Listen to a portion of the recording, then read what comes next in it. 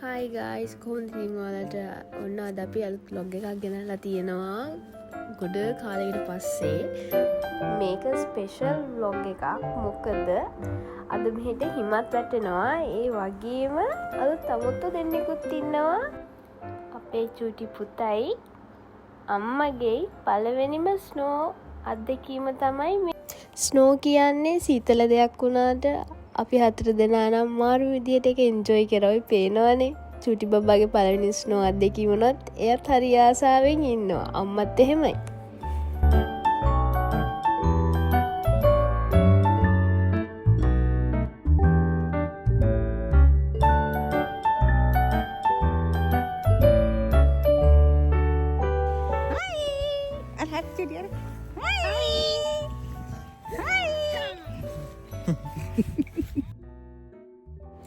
හිම කියන්නේ ඉතින් හරිම ලස්සන දෙයක් නේ.